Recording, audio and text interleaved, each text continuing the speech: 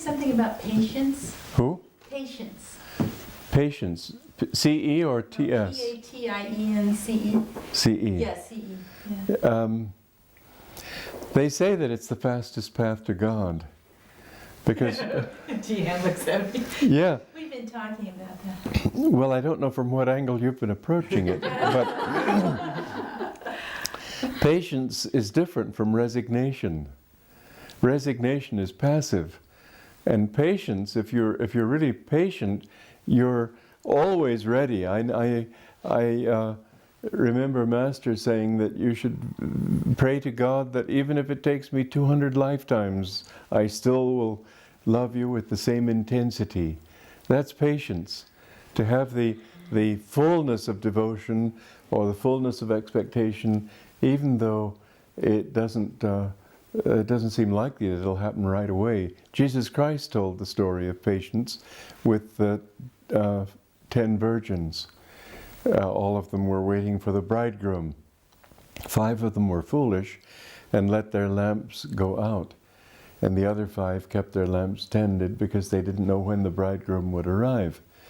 And the bridegroom arrived in the night, and the 5 foolish virgins had no oil. And they said, well, we'll have to go out and get oil. And it was too late. So what Master was saying was that the oil symbolized their devotion. The bridegroom was the Christ consciousness.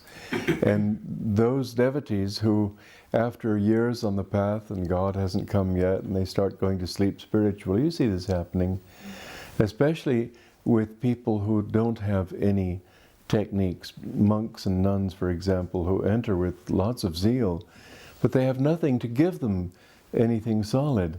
And in old age, you see most of them are pretty dull people. The patience that you need on the path is that patience which keeps your enthusiasm alive. And how can you do that? By living now. I think if you keep in mind that there is no time, only now. And nothing will happen in the future, it's always going to be now. If you can live right now instead of thinking, someday my ship will come in, someday I'll find the end of the rainbow, someday whatever I'm looking for will happen. Just enjoy yourself right now. That's the big trick. And meditation is the best thing for helping you to develop that, because in meditation you're right now. And you can carry that consciousness into your daily life. But if you look, for example, at a little child of 3 years old, let's say, looking at a butterfly on a blade of grass, and the length of time that that child can just sit there gazing at that blade of grass, most people wouldn't have the patience for it, because they're not living now. I was in it was an art museum many years ago. I was 13, I think. It just had come to America. And I was enjoying some painting. And I heard a tour group with a very strident-voiced woman telling them all about the paintings in this room. This was 2 rooms before me. I was still looking at that same painting when they had gone 2 rooms ahead of me. Or like a story that a joke I read about 2 tourists in the Louvre in Paris. One of them said, well, you study the Baedeker and I look at the paintings, and that way we'll get through faster.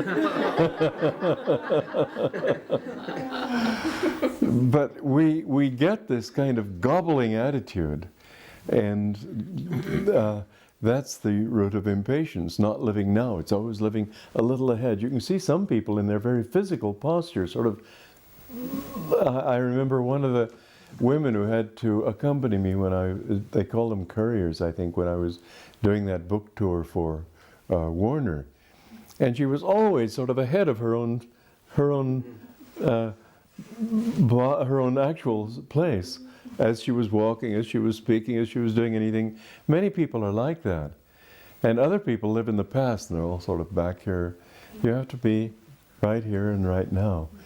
And meditation is the best way, and practicing japa is the best way of developing that. But it's a virtue that's very important on the path. That's why I said it's the fastest path, because you'll never find God except here and now. And if you're living in the future, even when that here comes, you're not here. So you're going to delay it a few incarnations, like those 5 foolish virgins. It just reminds me of Sri Yukteswar when he met with Babaji, and he was so excited, wanting to serve him the sweetmeats. Yes. That he wasn't in the present. Yeah. And his energy was just too chaotic for them to... And Babaji said that you fairly blew me away with your restlessness. Yeah. You know, when you hear a master tell a story like that, you can't help wondering how exaggerated is it, because he's trying to tell the story in such a way that other people could relate to it, but it still remains a fact that Babaji didn't remain, so there had to be something there. Yeah.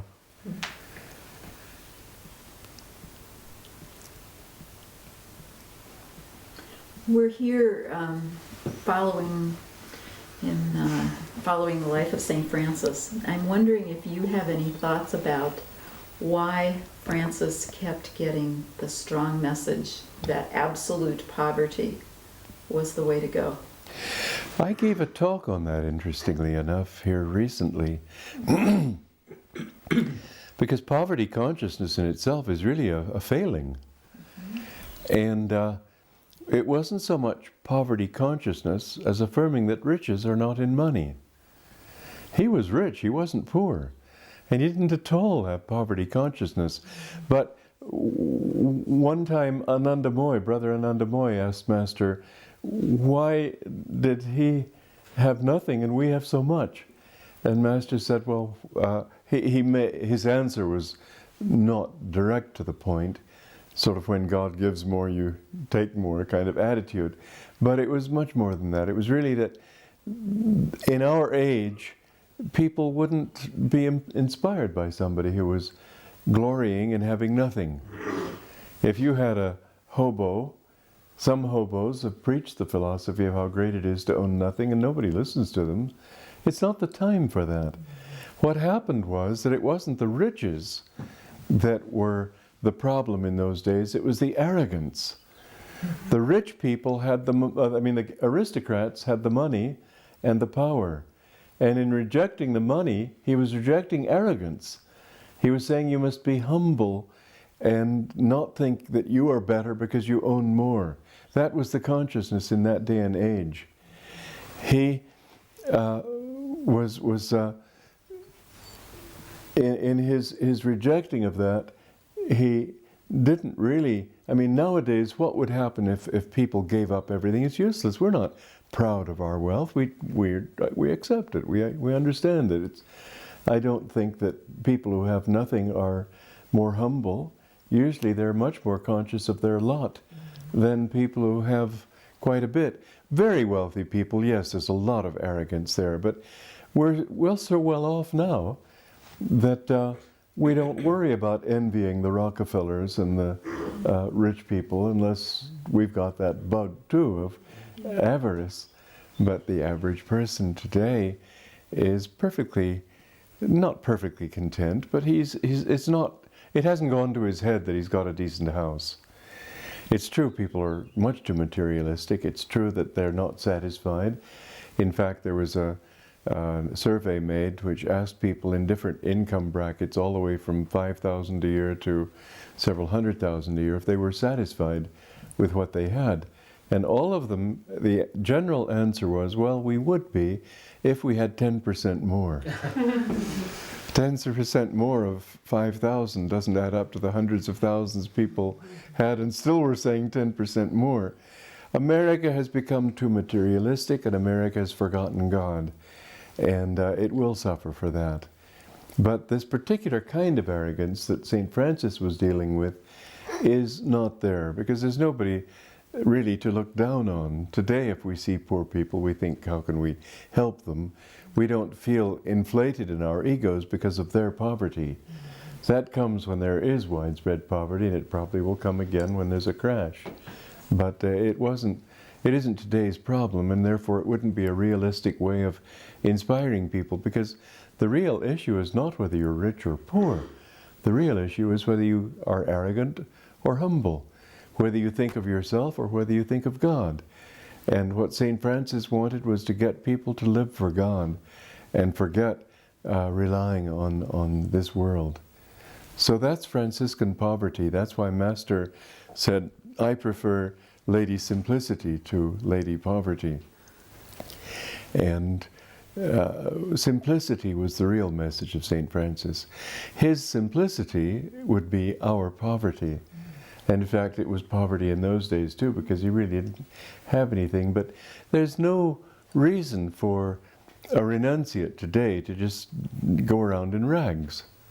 And there was one man Master met in Phoenix who was dirty and unkempt and dressed in rags, and Master said, why are you like this? And the man said, I'm a renunciate, very proudly. Your renunciation also can lead to pride. And Master said, no, you're not. You're caught all over again, this time by confusion and disorder. And so simplicity is the real thing. And of course, St. Francis came from a very wealthy home. His father was the most prominent merchant in Assisi at that time. And the people who followed him were many of them, not the poor, but the rich, the aristocrats. And in fact, if you go to India and go visit the ashrams there, you'll see that by and large the inmates of the ashrams come from well-to-do homes. I don't say necessarily rich, but well off. You don't see very many peasants there. It's when you're very poor, usually you have to spend your whole time thinking where your next meal's coming from. And God doesn't want that from us. St. Francis came at a certain time to try to bring the whole Christian scene back to the center of loving God. And you can't love God if you're loving wealth and your own importance. But that was a secondary message to his devotion and his joy. And the Catholic theme on St. Francis is gives much too much emphasis on his suffering. He wasn't suffering. He was joyful in spite of the suffering that was poured upon him. And in fact, he wrote that Canticle of the Creatures when he was on his deathbed. And St. Clare and one of the brothers came down to bring him his breakfast, and they expected to find him just helpless on his pallet. And instead, he was blind by then, or almost blind. He'd found his way to a tree and was leaning against the tree, and they were just horrified. And he said, listen, sister, listen, brother, to this wonderful song God has given me. And he sang this first version of the Canticle of the Creatures then. But it's a song of joy. And it's been greatly misunderstood and totally abused, you might say, distorted by that movie, Brother, Sun, Sister, Moon, where you get the impression that he's glorifying the beauties of nature. What he's glorifying is God for creating all those beauties. But he also says, praises God for death and praises God for suffering, and all of those. We have to thank God for everything, but it's God we have to thank. Otherwise, it's idol worship. And he wasn't worshiping Brother, Sun, and Sister Moon. He was calling them brother and sister in the great family of God. Before I had learned anything about St. Francis, or really any more than just seeing that movie, and I remember your comment about the movie, if you didn't know any better, it would be an okay thing. Yeah. It took me a while to understand what you were thinking, because I'd really enjoyed it. But once you come here, you understand. Oh, yes. It's a nice, hippie movie. In fact, I saw that actor's face on one of the churches. It was just like a billboard. Yeah. I remember his face real clearly. Well, you see him sort of cavorting through the flower fields, and it doesn't hurt to remember that there were very cold winters then, and he was still cavorting. And there's that perfectly beautiful story on the nature of true joy, which you've heard, where he was saying to Brother Leo, what is true joy? Would it be true joy if when we came to the monastery and they welcomed us lovingly? He said, that's not true joy. And supposing they brought us in and gave us a big meal and a warm bed, and he went on like this, and he kept saying, this is not true joy. But here's where most Catholics get the idea completely distorted. He said that if, on the other hand, the brother porter at the monastery were going to shuts the door in our face, if shouting at us, he comes out and all the other monks come out and throw us in a snowdrift and leave us in the cold. Now that's where the Catholics say, that's joy. Well, it's ridiculous to call that joy. What he was saying is that if you can experience that and not lose your joy, then you've found what perfect joy is, which is nothing external. It's something you've got in your heart, and no matter how people treat you, you still have it. Mm-hmm. That's the message of the story, but I've never heard a Catholic tell the story right. They always tell it in a way that of course means nothing to them. They just think, God, this awesome figure, how could he call that joyful? And the more you suffer, the more holy you are, according to their attitude, where of course the more suffering you're given and the less you suffer in the spite of it, the more holy you are. Mm-hmm. And that's the whole lesson of our path. That's why we say in the Festival of Light that the suffering has been changed, the coin has been changed to joyful acceptance and joy. Willing acceptance and joy. I forget the exact word right now. Calm acceptance and joy. Yeah. Yeah. How do you like the festival in Italian? Oh, it's beautiful. It's beautiful, isn't it? Yeah. Yeah. It was actually quite easy to follow. Well, you know it well, so that makes it easier. Yeah, the energy was easy to follow. Yeah, yeah. That was very sweet. And I wrote it here in Assisi, you know. Yeah, it was so. We didn't have this place yet. We had a place on the other side of Assisi called San Fortunato. You were there, I think, weren't you? No. Well, I had a house that somebody had let me stay in, and I was there alone and wrote the festival, and it was just amazing to me how it was really given to me. The song, The Thunder of Om, I couldn't believe my mind when that song came to me. But it all came in sequence. But it was such a different kind of melody and rhythm from what I was accustomed to writing. But I thought, well, I'll just go along with the flow and see what happens. And here these words just came pouring out. And then near the beginning where I said a little bird flew out into the world, I thought, now where on earth would those words come from? What's it got to do with anything? But I thought, well, I'll just go along with it, and this beautiful story evolved. And the whole thing it was given to me. I didn't have to work at it the way I've had to work on a lot of things. But it was the inspiration of Assisi that made it. And although I wrote it in English, it's nice to have it in Italian. Thank you for sharing the gift. Yeah. How long did it take you to write? I don't remember now, but I would guess less than a week anyway. I tend to work fast. Well, that has to be tempered against the fact that I tend to edit slowly.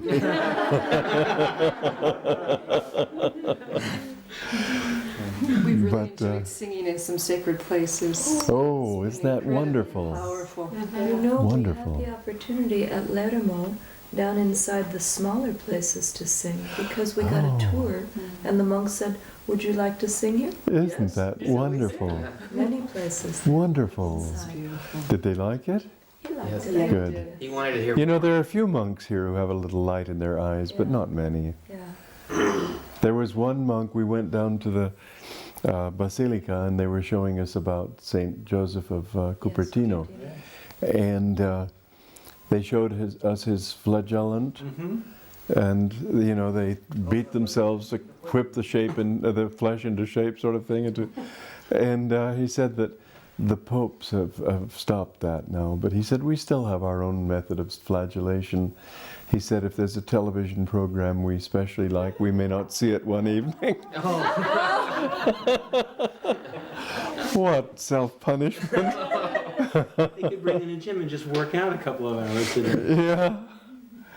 Interestingly enough, this friar that showed us around, we met him at the gate. Jamie did something with the gate, and then he just asked us a few questions, and we jokingly said, well, he said, what group are you? Where are you doing? And is someone showing you around? We said, well, no, maybe you'd like to. And he said, oh. So he got out, and then he gave us a whole tour. Good. At the very end, he was from Medellin, Colombia, and he said about 18 years old, he was a student of SRF. Really? Yeah, but he left it and went to the Franciscans. That's interesting. He asked if that lady was still there. Mata. Oh, that lady. Is that lady still there? That reminds me of, who was it? Just this comment, well, it ain't over till the fat lady sings. If you ever run into him, his name is Father Rodrigo Ortiz. He was delightful. That's sweet. Well, there are some very nice ones, but not as many as you'd like to see. There was one beautiful episode that took place, the piazza there in Assisi, and the outdoor, well, it was one of those outdoor bars, cafes, whatever you want to call them. They don't serve liquor so much as coffee and tea, but anyway, there was this nun coming who was dressed in white, and cappuccino shows on white. And she was carrying, it was an espresso, not a cappuccino. She was carrying this espresso cup, and Prahlad, who was facing away from her and didn't see her, made an expansive gesture and knocked this cup, and it went down all over her habit. And it's beautiful to see how people respond in moments of crisis like that, where they haven't had time to really get their act together. And she just took it so calmly and said, oh, never mind. And went in there and tried to clean it off a little bit. Of course, she couldn't do it, but I was impressed that she could so instantly accept a situation for which she hadn't planned at all, and was, I suspect that even nuns have their slight vanity.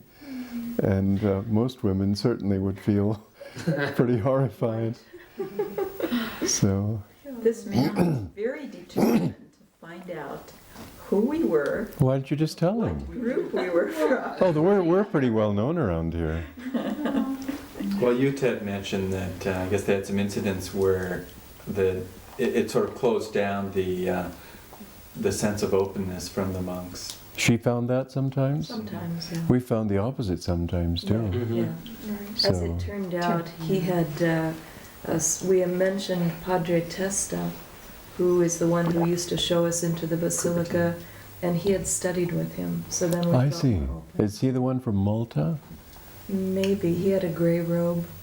I suppose their robes are all the same color, whatever that is. I think we actually ended up inviting him to come up and visit. And Yeah, quite a few have come. it was very I don't say quite a few as if every Sunday there was somebody, but still, Yeah. a few, yeah. Yeah. Yeah, so it depends on It depends. their orientation, but if they're devotees, they'd be very open. Yeah. Mhm. Yes. He called us angels. That he said he'd met, he would go back and tell people that he'd met angels from Portland. Nice. Yeah. At the end. Well, they always love Ananda people if they're open, because they see that we have enthusiasm in our devotion. And with them it's more habitual. Yeah.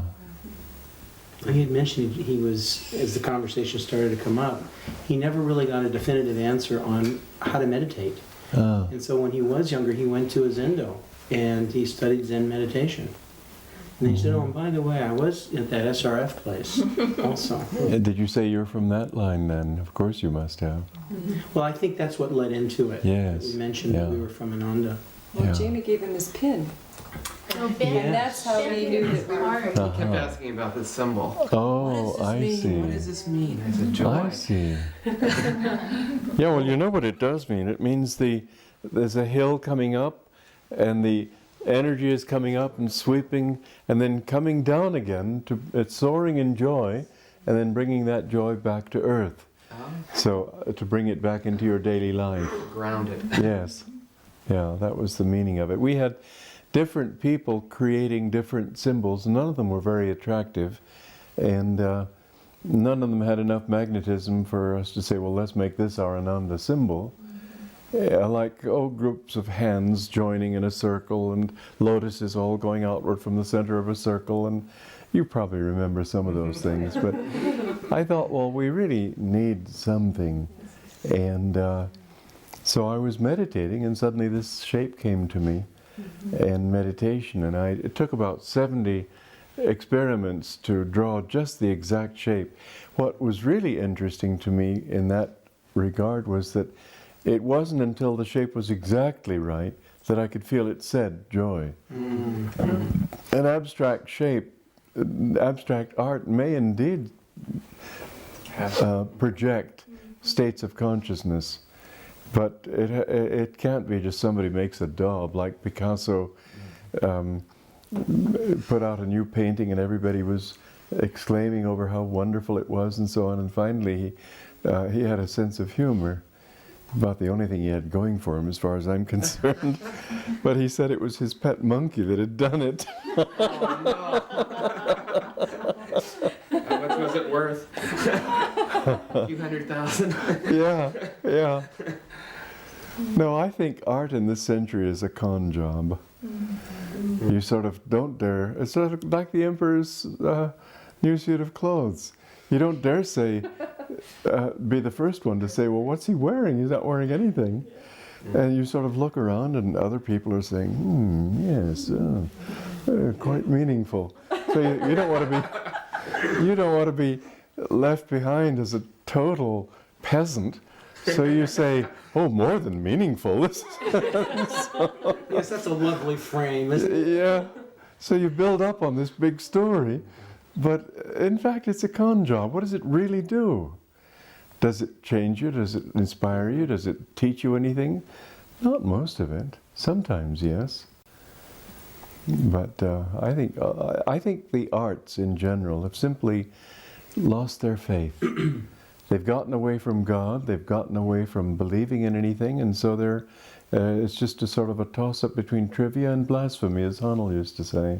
Yeah, that's the direction of all the arts today. I was listening to a symphony. I went to Santa Cecilia in Rome. That's a big symphony hall there.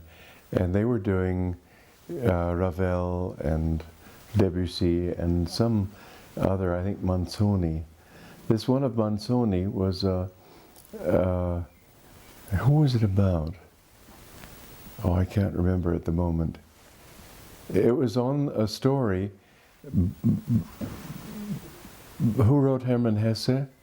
Oh, Huh? Hermann Hesse was the Was the author, yeah. Who wrote Siddhartha? Yeah. Hermann Hesse wrote this story too. And it was about Nietzsche. And the whole symphony was absolutely crazy. I don't know how anybody could write such a score. I don't know how anybody could read such a score. I don't know how anybody could conduct such a score. It was a bunch of clacking boards and all sorts of ridiculous noise. And in fact, toward the end, they had a voice coming on, I think it was recorded, Quest'uomo è pazzo, this man is crazy. And in fact, it seemed like an attempt to depict madness in music, because it was totally mad. In fact, I happened to have my cellular phone with me, and it rang during the thing. I should have turned it off, and I forgot. And it didn't matter at all. It was just... It could have been a part of the symphony. See the conductor cueing you. And another thing you know with modern art is that it's easier to depict depravity than it is to depict greatness and heroism. It's a little bit, to use a strange illustration, like a hose. There are two ways of making the hose, the flow of water strong. One, of course, is to turn on the tap. The other is to squeeze the hose. And most people squeeze the heart to get feeling out of it, and they feel they're getting real emotion because there's anger and impatience and fury and jealousy and all of that is just squeezing the heart. But they seem to be more powerful because of that stronger flow. and you don't realize that nothing's really happening. You're not helping anybody. And even the modern psychology idea that you get rid of anger by expressing it, you don't. You affirm it. You throw mud at a board in fury, and maybe you feel better for a few hours, but the next morning you're more angry than ever. And now they're beginning to call it into seriously into question, that whole philosophy of primal scream and letting go of your emotions and letting it all come out and so on. It's not the way out. The way out is simply one. It's been the same forever, superconsciousness. You can't get out of your subconscious problems just by airing them, but you can get out by reaching superconsciousness, and then you can see how they fit into the general scheme, and you can easily let go of them. How is your book coming? That good. Slowly, very slowly. I'm on chapter 19 now out of 52. It could easily take me 2 years at the present rate. You know, what I had was, at the beginning of the year, this was back in 1989, I think, I decided that we needed scripture readings for the service, because otherwise people would just at random do it, and it would never really give any kind of clear message, and often they let it out altogether, whereas Master wanted us to bring the Bible and the Gita into every service. So I decided the best thing would be to write it all out and compare, have parallel passages that could be brought, not necessarily parallel, but that could refer to one another, that each could clarify the other. And I committed myself to that at the beginning of the year. And that meant I had a deadline every Sunday. And at the beginning of the year, I had to really churn it out. Well, I wanted to keep it short enough to go for a Sunday morning service, because first of all, the minister wants to be able to have some time to speak. Secondly, most people don't read very well, and it's important to get good readers. I had to write it in a style that would be easier to read as if you were speaking, and I had to make it fairly short, but I also wanted to say something. And there was so much to say sometimes that it was still too long. And Asha was the one who really rebelled at the whole thing. And when she got the chance to use the Rubaiyat readings, she went for it. And then, what was it, 3 years ago about, she wrote me this fax, just practically weeping on the page, saying that they were coming to the end of the Rubaiyat, and that couldn't I do something about these to make them shorter? And so I thought, well, I've known for a long time I had to do something, but I was trying to satisfy two camps. One was the people who wanted to really know what it was all about. The other was a Sunday service where people simply wouldn't want that much of a lesson. So I wrote Rays of the One Light, and that's when I got her letter, that I hastily did that in time for well, I think she had 2 weeks, and I had to get the first one ready for that. But I did the whole thing very quickly, and it flowed quite nicely. But then I realized this liberates me to make a much longer book of real study that goes into it in depth. So that's what I'm trying to do now.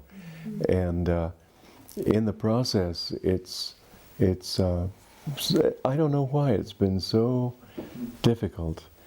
The inspiration has come, but it's I don't want to, you see, I try to write very tersely, seminally, and you could take a paragraph and make a book out of it often. But I don't like to write that way. I'm not that kind of person. And so to keep it terse and to say a great deal in a very short space, it's a trick. And anyway, I'm up to 19 now. But this last one, I think, was what started the process toward atrial fibrillation, because I was trying to get it finished. And that meant really working very hard. And people who haven't worked this way with writing don't realize how much work goes into it. I don't know all writers. I know that many writers just sort of feel if they get their ideas down on the page, that's it. But I probably go through a thing 50 times before I'm satisfied. It's sort of like a progressive fineness of filtering, where first I get the ideas down, then I try to make them clear, then I try to make them interesting, then I try to make the flow poetic and magnetic, and all the time I have to keep the original meaning in mind, so I don't go off into a flight of fancy of poetry that gets away from the meaning. I have to keep all that together. And it's really it's a lot of work. Anyway, I love it, but... Do you have a working title for it yet? Yes, what is it? It's The Way of Awakening in the Bible and the Bhagavad Gita. And then underneath it a subtitle, An Essential Approach to Religion. Yeah. But you know, we found something very interesting in recent research through our records and everything. We've sold, including our foreign books, over 2 million of my books and recordings. That's bestseller category. It's very good. And now we're getting a lot of play even for the new records. I know Michael Gornick's daughter, Kia, was going to Colorado to look into a school there, and the plane played a selection from my Omar over the loudspeaker on takeoff and on landing. Yeah. And more people are familiar with that. David is transposing your music for his students. That's He's wonderful. been in touch with Alan, so he has this. I'm so happy for David, I must tell you.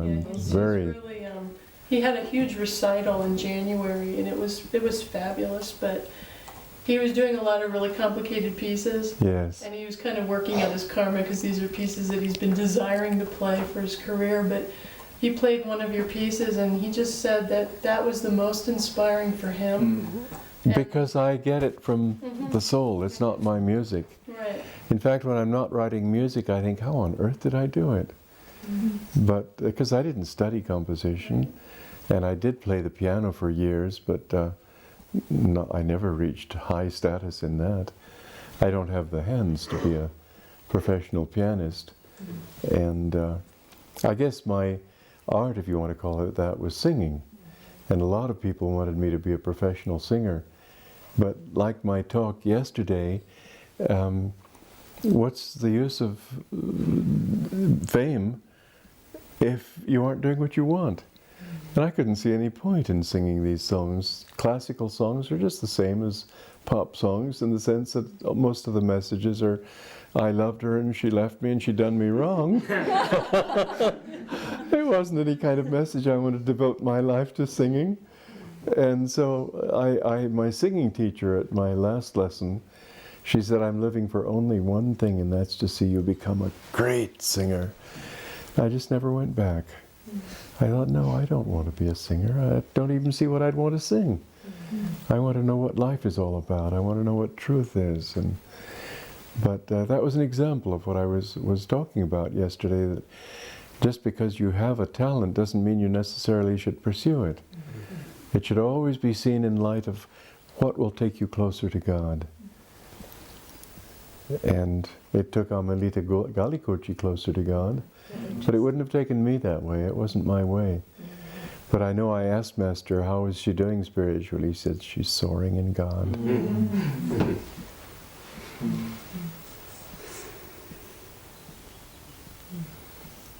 So, how long have we been going? We have 20 minutes, not 40 minutes. 40 minutes, that's long enough, isn't it? Do you want to ask any more? Okay.